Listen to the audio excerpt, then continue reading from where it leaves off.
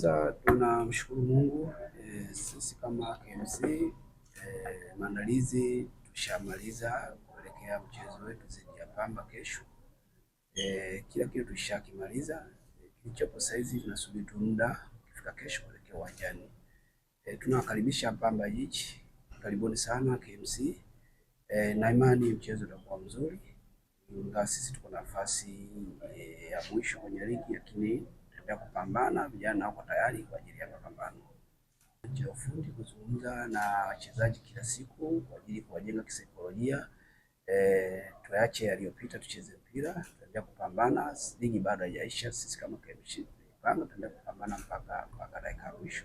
Bado hatujakata tamaa. Tutaendelea kupambana na tutapambana kwa kweli mpaka dakika ya mwisho. Vijana wako tayari na wako tayari kwa ajili ya mapambano. Ni changamoto ambayo tunayo kwa muda mrefu, kwa sababu takriban karibia msimu mzima huu tuko nafasi ya mwisho, lakini kama sisi walimu ni kazi yetu kuwajenga wachezaji kisaikolojia, wana mchezo na sikate tamaa, na ni kazi ambayo tunapambana sana nao, lakini na imani mpaka saizi tayari wanajua umuhimu wa mchezo wa kesho na wako tayari na wametoa ahadi kwa benchi la ufundi kwamba wanaenda kufanya kazi, kwa sababu ni sehemu ya majukumu yao, lazima tekeleze majukumu yao. Mashabiki wa KMC wana Kinondoni wote wasikate tamaa, waendelee kuipambania timu yao, wape support, waje uwanjani kwa wingi ishangilie timu yao.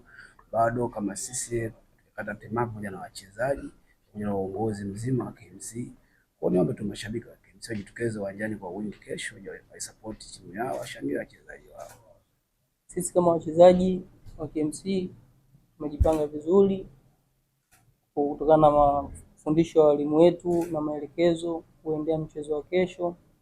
Ukiachilia mbali ni kazi yetu kama wachezaji, lakini kutokana na maelekezo na plani za walimu ambazo wamezipanga, tunaamini tutaenda kufanya vizuri katika mchezo wa kesho.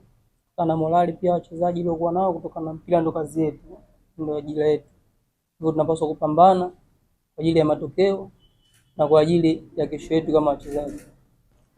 Kubwa kama ulivyosema, tupo nafasi ya mwisho katika msimamo, lakini sisi kama wachezaji kila siku tunazidi kutiana moyo ili mradi tuzidi kupambana, sababu nafasi tuliokuepo tunasema ni mbaya, lakini ni miongoni mwa nafasi pia katika mashindano, sababu ukishaingia kwenye ushindani lazima ukubali mambo matatu: kushinda, suluhu ama kufanyaje, kufunga.